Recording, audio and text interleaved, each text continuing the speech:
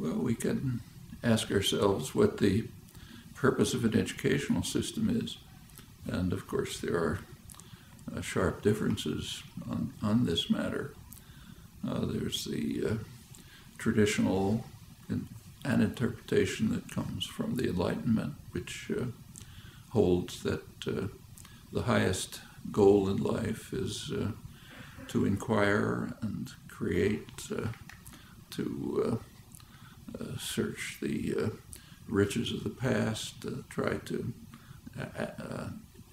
internalize the parts of them that are significant to you, carry that quest for understanding further in your own way. Purpose of education, from that point of view, is just to help people determine how to learn on their own. It's you, the learner, who is going to achieve in the course of education, and it's really up to you what you'll master, where you'll go, how you'll use it, how you'll go on to produce something new and exciting for yourself, maybe for others. That's one concept of education. The other concept is essentially indoctrination. People have the idea that from childhood, young people have to be placed into a framework in which they'll follow orders, accept existing frameworks, not challenge, and so on. And this is often quite explicit. So, for example, after the activism of the 1960s, there was great concern across much of the educated spectrum that young people were just getting too free and independent, that the country was becoming too democratic, and so on. And in fact, there's an important study on what's called the crisis of democracy, too much democracy, arguing that claiming that there are certain institutions responsible for the indoctrination of the young. It's their phrase, and they're not doing their job properly. That's schools, universities, churches. We have to change them so that they carry out the job of indoctrination and control more effectively. That's actually coming from the liberal internationalist end of the spectrum of educated opinion. And in fact, since that time, there have been many measures taken to try to turn the educational system towards more control, more indoctrination, more vocational training, imposing a debt which traps students, young people, into a life of conformity and so on. That's the exact opposite of the what I referred to as that traditionally comes out of the Enlightenment. And there's a constant struggle between those. In the colleges, in the schools, do you train for passing tests, or do you train for creative inquiry, pursuing interests that are aroused by material that's presented and that you want to pursue either on your own or in cooperation with others? And this goes all the way through up to graduate school and research. Just two different ways of looking at the world. When you get to say a research institution like the one we're now in, at the graduate level, it essentially follows the Enlightenment tradition. In fact, science couldn't progress unless it was based on inculcation of the urge to challenge, to question doctrine, question authority, search for alternatives, use your imagination, act freely under your own impulses. Cooperative work with others is constant, as you can see just by walking down the halls. That's, in my view, what an educational system should be like down to kindergarten. But there's certainly are powerful structures in the society which would prefer people to be indoctrinated, conform, not ask too many questions, be obedient, fulfill the roles that are assigned to you, and don't try to shake systems of power and authority. Those are choices we have to make, either as people, wherever we stand in the educational system, as students, as teachers, as people on the outside trying to help shape it in the directions in which we think it ought to go.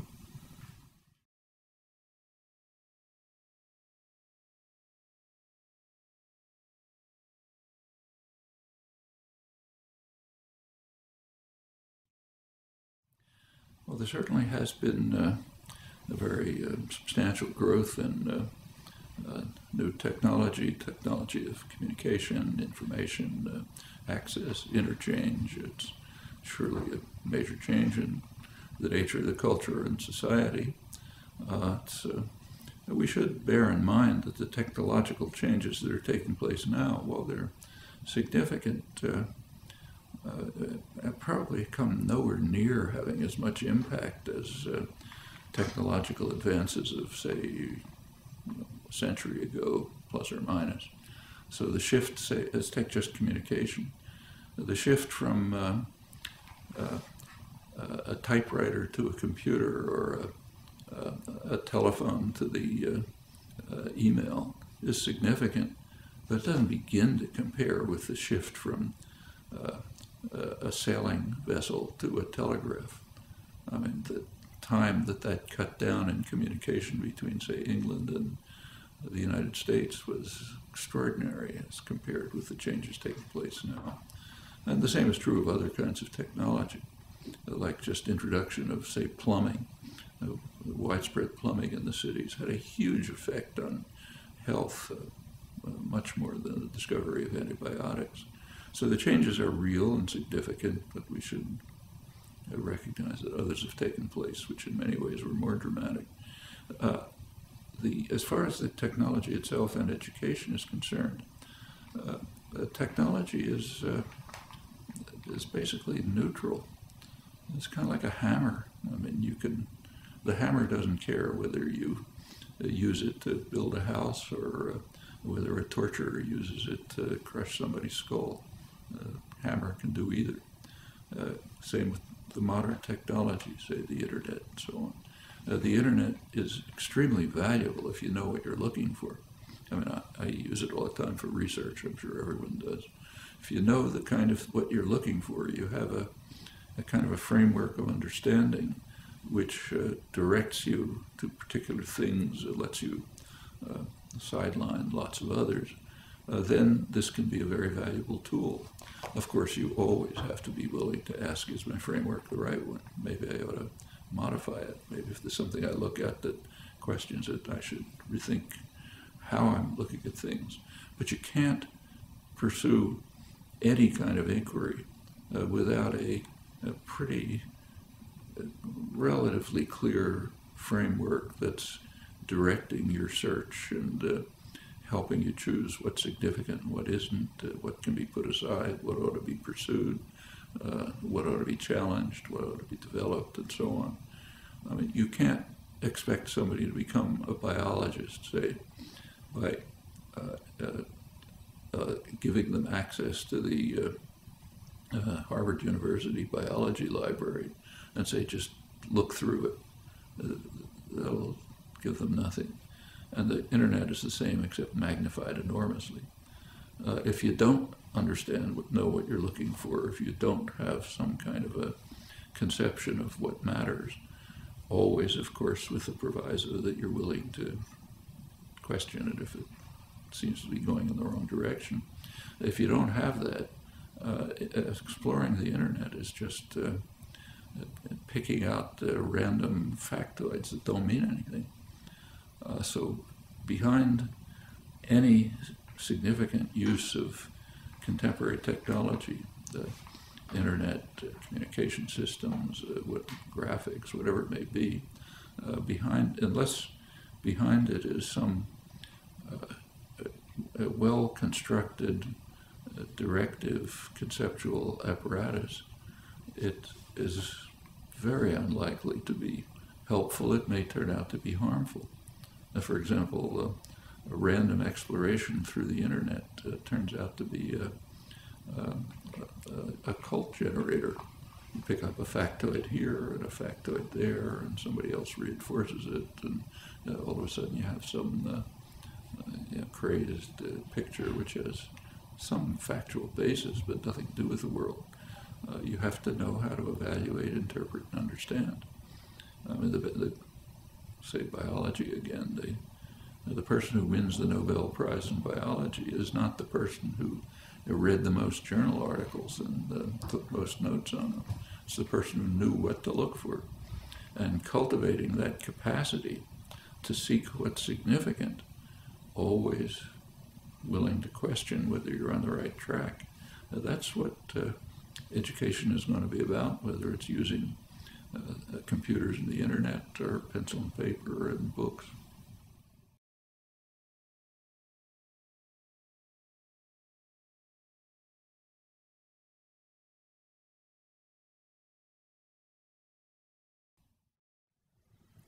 Well, education is discussed in terms of whether it's a worthwhile investment. Does it create human capital that can be used for economic growth and so on? That's a very strange, kind of a very distorting way to even pose the question, I think.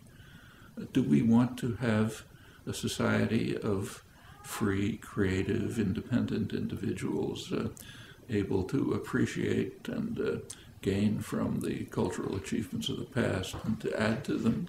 Do we want that? Or do we want people who can increase GDP? They're not necessarily the same. They're not the same thing.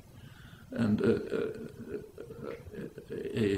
an education of the kind that, say, Bertrand Russell, John Dewey, and others talked about, that's a value in itself. Whatever impact it has on the society, it's a value because it helps create better human beings. After all, that's what an educational system should be for. On the other hand, if you want to look at it in terms of costs and benefits, take the new technology that we were just talking about. Where'd that come from? Well, actually, a lot of it was developed right where we're sitting. Down below where we now are was a major laboratory back in the 1950s, where I was employed, in fact, which was had lots of scientists, engineers, people of all kinds of interests, philosophers, others, who were working on developing the basic character of and even the basic tools of the technology that is now common. Computers and the internet, for example, were pretty much in the public sector for decades, just funded in places like this, where people were exploring new possibilities that were mostly unthought of, unheard of at the time. Some of them worked, some didn't. The ones that worked were finally converted into tools that people can use. That's the way scientific progress takes place. It's the way cultural progress takes place generally. Classical artists, for example, came out of a tradition of craftsmanship that was developed over long periods with master artisans, with others, and sometimes you can rise on their shoulders and create new marvelous things. But it doesn't come from nowhere if there isn't a lively cultural and educational system which is geared towards encouraging creative exploration, independence of thought, willingness to challenge, to cross frontiers, to challenge accepted beliefs and so on. If you don't have that, you're not going to get the technology that can lead to economic gains, though that I don't think is the prime purpose of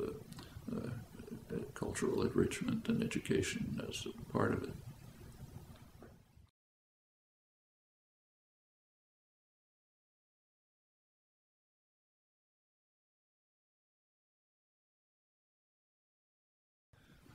There is, in the recent period particularly, an increasing shaping of education from the early ages towards passing examinations. That can be, taking tests can be of some use, both for the person who's taking the test, see what I know and where I am, what I've achieved, what I haven't, for instructors, what should be changed and improved in developing the course of instruction. But beyond that, they don't really tell you very much. I mean, I know for many, many years I've been on admissions committees for entry into an advanced graduate program, maybe one of the most advanced anywhere. And we, of course, pay some attention to test results, but really not too much. I mean, a person can do magnificently on every test and understand very little. I mean, all of us who've been through schools and colleges and universities are very familiar with this. You can be assigned, you can be in some, say, course that you have no interest in, and there's a demand that you pass a test, and you can study hard for the test, and you can ace it, to use the idiom, you do fine. And a couple of weeks later, you forgot what the topic was. I'm sure we've all had that experience. I know I have. It can be a useful device if it contributes to the constructive purposes of education. If it's just a set of hurdles you have to cross, it can turn out to be not only meaningless, but it can divert you away from things you ought to be doing. Actually, I see this regularly when I talk to teachers. Just give you one experience from a couple of weeks ago, but there's plenty like it. I happened to be talking to a group which included many school teachers. One of them was a sixth grade teacher, teaches kids, I guess, 10 or 11 or 12, something like that. She came up to me afterwards, and I'd been talking about these things, and she told me that of an experience that she had just had in her class. After one of the classes, a little girl came up to her and said she was really interested in something that came up, and she asked how she could the teacher give her some ideas about how to look into it further. And the teacher was compelled to tell her, I'm sorry, but you can't do that. You have to study to pass this national exam that's coming. That's going to determine your future. The teacher didn't say it, but it's going to determine my future, like whether I am rehired and so on. The system is geared to getting the children to pass hurdles, but not to learn and understand and explore. Now, that child would have been better off if she had been allowed to explore what she was interested in, and maybe not do so well in the test about things she wasn't interested in. And they'll come along when they fit into her interests and concerns. And so a test, I don't say that tests should be eliminated. They can be a useful educational tool, but ancillary, something that's just helping improve for ourselves, for instructors and others, what we're doing, and tell us where we ought to be moving. But they don't even, passing tests doesn't begin to compare with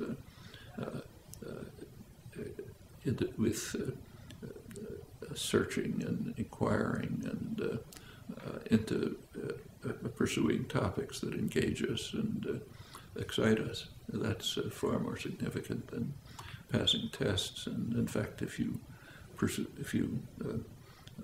that's the kind of educational career that you're given the opportunity to pursue, you'll remember what you discovered. There's a famous physicist, world-famous physicist, right here at MIT, who, like a lot of the senior faculty, was teaching freshman courses. He once said that In his freshman course, students will ask, what are we going to cover this semester? And his standard answer was, it doesn't matter what we cover. It matters what you discover. And that's right. Teaching ought to be inspiring students to discover on their own, to challenge if they don't agree, to look for alternatives if they think they're better ones, to work through the great achievements of the past and try to master them on their own because they're interested in them. If that's the way teaching is done, students will really gain from it and will not only remember what they studied, but will be able to use it as a basis for going on their own. And again, education is really aimed at just helping students get to the point where they can learn on their own, because that's what you're going to do for your life, not just absorb materials given to you from the outside and repeat it.